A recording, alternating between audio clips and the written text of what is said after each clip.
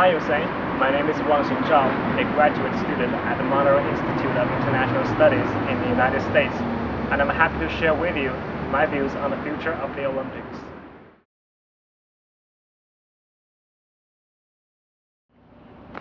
To start with, the Olympic movement will prosper in the 21st century only with a well-structured system. It is true that the IOC has been doing a great job in dealing with its relationship with NOCs, OCOGs, and IFs in the past few decades. I would, however, suggest a legal framework be put in place that involves public authorities. Why?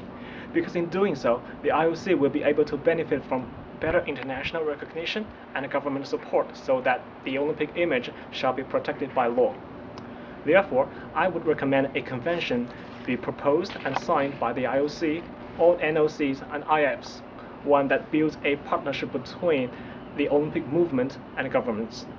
Such a convention will serve to address issues regarding doping, corruption, and sports violence with a goal to better protect the priceless Olympic image. On the other hand, the IOC must also try to free itself from many kinds of political interferences and maintain its monopolistic governance on the Olympic movement. The attempt for UN Security Council's resolutions on the Olympic truce has been a positive step, and the creation of World Anti-Doping Agency and IOC Ethics Commission has also led to better regulations within the Olympic system. While working closely with public authorities in discussion on possible cooperation in the future, the IOC should always maintain its central role to prevent others from taking over future Olympic Games and the Olympic movement as a whole. One of the most effective ways will be to provide more funding to NOCs in poor countries through Olympic solidarity so that they can be independent of their governments. One of the most important but controversial issues concerning the future of the Olympics is money. Thanks to President Rog, the IOC's assets have more than tripled since he took office in 2001, which ensures that the IOC is able to run for one Olympiad on its own in case there should be a cancellation of the Games due to unexpected reasons. The real issue, however, is that the way the money earned does not harm the Olympic image that represents the Olympic ideal. The Olympic Games are unique in that advertisements and business logos are never allowed to appear in any of the Olympic venues, and this is important.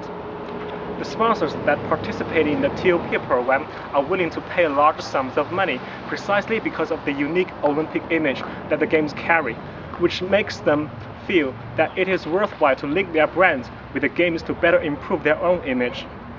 It is critical that the IOC preserve this tradition in the future, without which the Olympic movement shall not survive the 21st century. Needless to say, the IOC itself is to evolve over time. Its current 115 members do not yet represent all the NOCs recognized by the IOC. Almost half of IOC members are from European countries, and the percentage of women members is still very low. In the future, we would like to see a more democratic IOC. And moreover, the scandal regarding the bidding for 2002 Salt Lake Winter Olympics reminds us that transparency is of critical importance for the survival and prosperity of the Olympic movement. The IOC has been successful in making itself transparent ever since, and in the future, it is to continue to be transparent in its revenues, expenses, and assets. The public also expect to see a detailed and regular reports on IOC's administration, which should be accessible to the media and on the internet.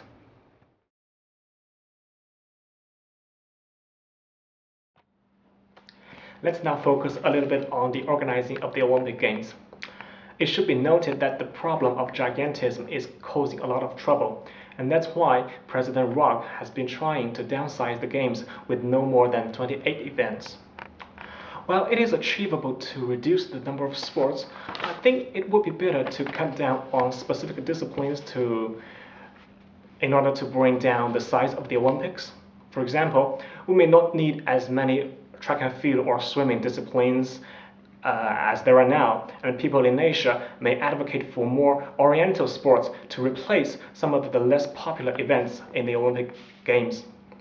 Generally, the downsizing of the Olympic Games will make it possible for more cities in the world to host the Olympics without excessive expenditures, especially when we consider the fact that the Olympics have not yet reached South America and Africa.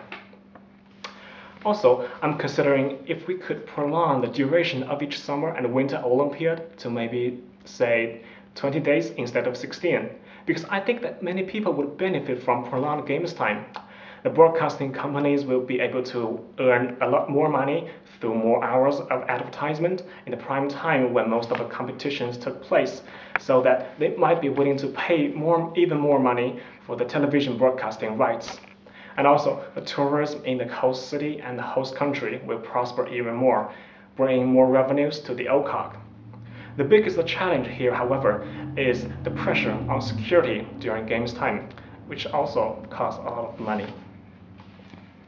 What's more, one of the gravest dangers that threaten not only the Olympics, but sports in general, is doping.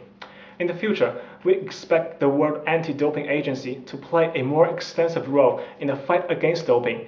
For example, zero tolerance to those who violate anti-doping rules, setting a unified anti-doping standard that is applied to all sports, and promoting anti-doping education and research at a global level.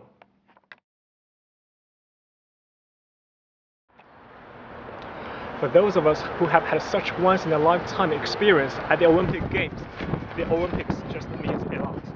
And here's my story.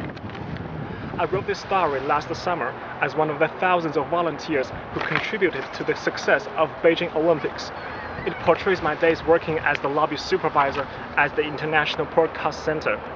Every single page in the story tells a story behind the games, stories that bear all my wonderful memories and cherishable moments with my fellows at IBC. And it's all about friendship, dedication, and excitement that we all shared.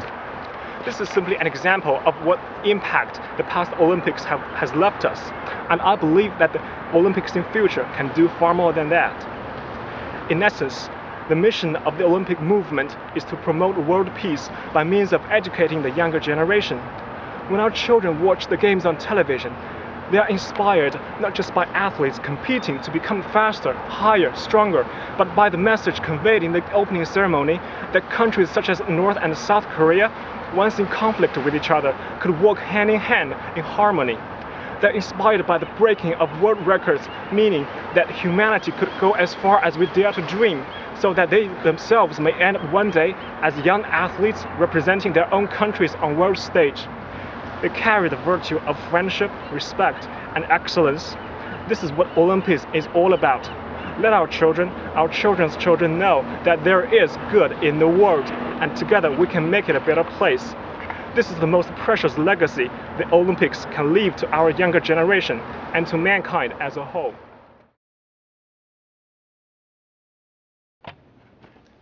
Before I wind up, I would also like to take this chance to call for more study opportunities offered by the IOC to prospective scholars like me in the realm of Olympic study. I know that you have your Olympic Academy and a researchers grant program, but we just need more of them to gain a better insight into the IOC, the Olympic system, and its future paths. With modern technologies to support the Games and the emergence of new media, the Olympic Games are surely going to look very different in future from what they are today. And the IOC should always keep pace with this fast-changing world. Also, the Olympic movement is bound to carry more social responsibilities in achieving sustainable development and protecting the environment in future. All these require in-depth research. We need scholars to teach this world about what mankind can achieve through sports, not politics, and we need scholars to carry on the message that the future of the Olympics will be as bright as ever.